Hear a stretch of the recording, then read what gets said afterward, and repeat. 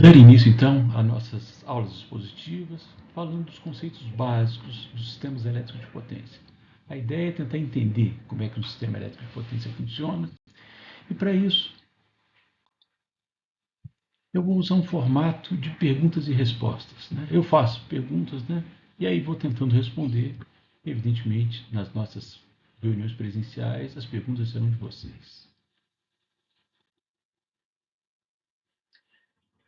Queria começar então com o básico. O que é? O que é um sistema elétrico de potência?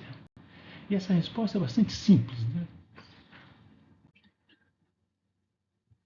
Uma fonte de tensão ligada a uma carga, eu considero um sistema elétrico de potência.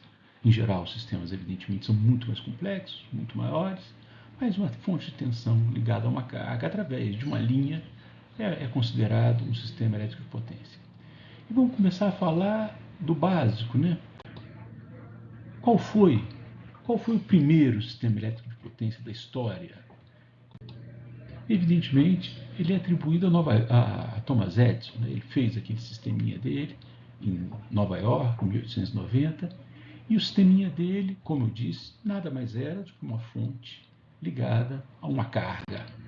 A carga, a carga definida por Edison era uma lâmpada. Ele conseguiu fazer uma lâmpada funcionar, uma lâmpada muito elementar, uma lâmpada que funcionava, ou tinha uma vida útil de aproximadamente 40 horas, e que, bom, ele conseguiu convencer as autoridades da época que era por ali o futuro.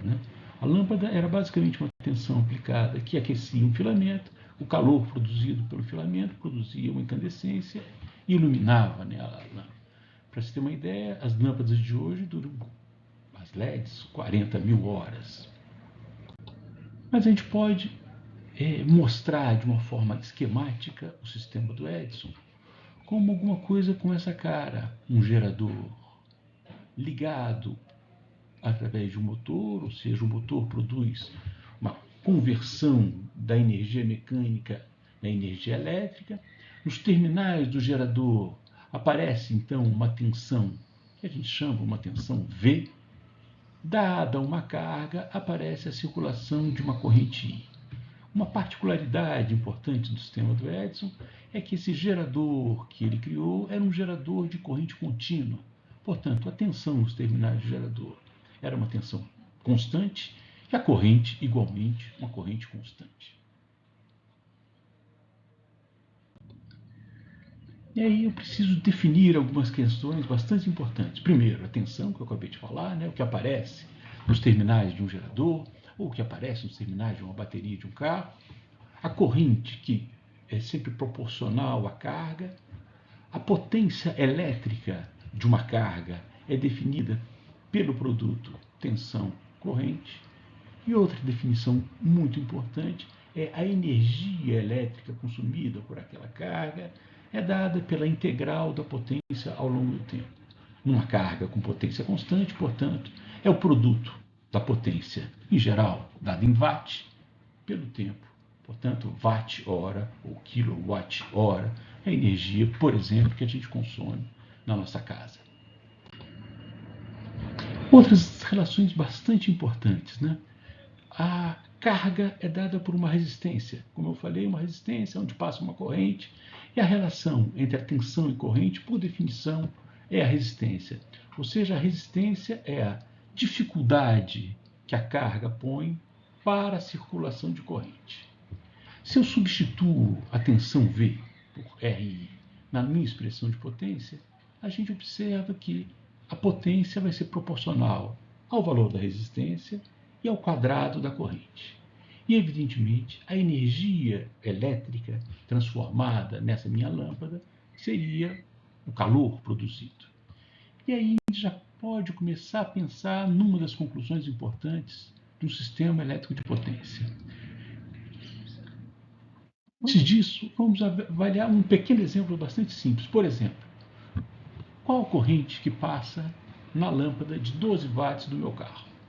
Tá certo? Bom, se eu conheço a potência e eu sei que a bateria do meu carro, ou seja, a tensão dos terminais da bateria do meu carro é de 12 volts, Nesse exemplo, o valor da corrente é óbvio, é 12 watts, dividido por 12 volts, portanto, 1 ampere. Como a resistência é V sobre I, nesse exemplo, a resistência da lâmpada do meu carro é uma resistência de 12 ohms. E aí o que vem de importante? Qual seria a corrente se a bateria do carro, em vez de ser de 12 volts, fosse de 24 volts? Duas baterias em série. Evidentemente, se você dobra a tensão para uma mesma resistência, a corrente dobra de valor. A potência, que é proporcional ao quadrado da corrente, quadruplica de valor. E, evidentemente, o calor produzido, a energia produzida por aquela lâmpada é 4 vezes maior e a lâmpada queima. A conclusão que a gente chega desse exemplo trivial é que você não pode alimentar uma carga com uma tensão diferente daquela que ela foi planejada. Se você alimentar com uma tensão diferente, ela queima. Ou não funciona, ou queima. Portanto, a primeira conclusão que a gente tira é que um sistema elétrico de potência é um sistema sofisticado, aonde ele, para funcionar, ele precisa que o valor da tensão seja constante. Se você for medir hoje a tensão nos terminais de uma tomada da sua casa, você vai ver que a tensão com voltímetros vai ser 220 volts. Certo? E ela tem que ser assim, porque senão o sistema não funciona. A segunda conclusão importante é que se a tensão na carga tem que ser uma tensão constante, todas as cargas ligadas têm que estar em paralelo, ou seja, todas têm que estar alimentadas pela mesma tensão. Então já temos duas conclusões. A primeira é que um sistema funciona com tensão constante. Segundo, todas as cargas estão em paralelo. Aquele nosso sisteminha, né, do Edison, portanto, se eu começar a botar outras cargas em paralelo, tá certo? Vai aumentar, evidentemente, o valor da corrente, né? A mesma corrente para cada carga. Então, se eu botar uma segunda lâmpada, uma terceira lâmpada, uma quarta lâmpada, a corrente vai se multiplicando. E exatamente, ou foi esse o grande limite, né? O grande problema da evolução do sistema do Edison. À medida que a carga foi aumentando, a corrente foi aumentando e, evidentemente, a linha que liga o gerador à carga tem uma determinada resistência, portanto, tem uma queda de tensão provocada pelo aumento da corrente. Se a corrente aumenta muito, essa queda de tensão começa a ficar acentuada, a tensão na carga cai e a lâmpada não funciona direito. Certo? Naquele tempo, no final do século XIX, o limite do sistema do Edison era alguma coisa em torno de 4 quilômetros. Você não conseguia botar um gerador muito mais longe do que 4 quilômetros, porque a lâmpada dele não funcionava.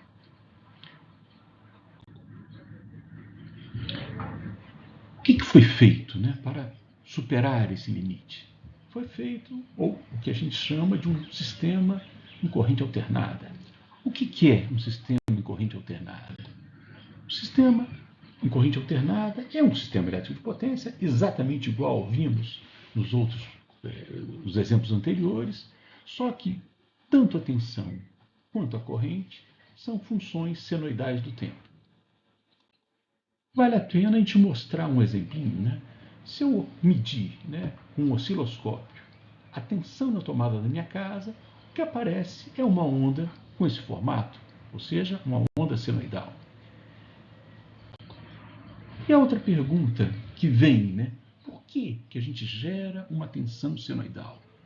Gerar uma tensão senoidal, a gente precisa voltar a mais um conceito que é indispensável para a gente entender um sistema elétrico de potência. É que todo sistema elétrico de potência está baseado na chamada lei de Faraday. E a lei de Faraday fala o seguinte, que a tensão dos terminais de um gerador é proporcional à variação do fluxo concatenado com o tempo. Portanto, é a variação do fluxo lambda com o tempo. Esse fluxo lambda são as linhas de fluxo multiplicado pelo número de espiras. E aí, o que isso quer dizer? Né? O que isso implica? Basicamente é o seguinte, se eu botar um ímã permanente no meu gerador, botar algumas bobinas paradas e promover uma rotação mecânica desse ímã com esse norte-sul. O ímã produz linhas de fluxo e essa bobina aqui, que eu estou chamando de bobina A, vai enxergar um fluxo que está subindo, depois descendo, subindo, descendo, subindo, descendo, criando nos seus terminais, portanto, uma tensão exatamente com o mesmo formato, uma tensão senoidal. É essa tensão nos terminais dos geradores e essa tensão variável nos terminais de geradores vai apresentar uma característica muito importante.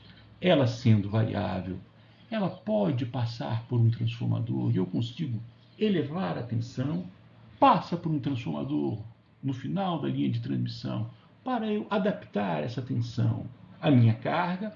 E se eu subir muito a tensão para uma potência constante, como a gente viu, a potência dada ou é proporcional ao produto V vezes I. Se V é muito grande, I cai muito.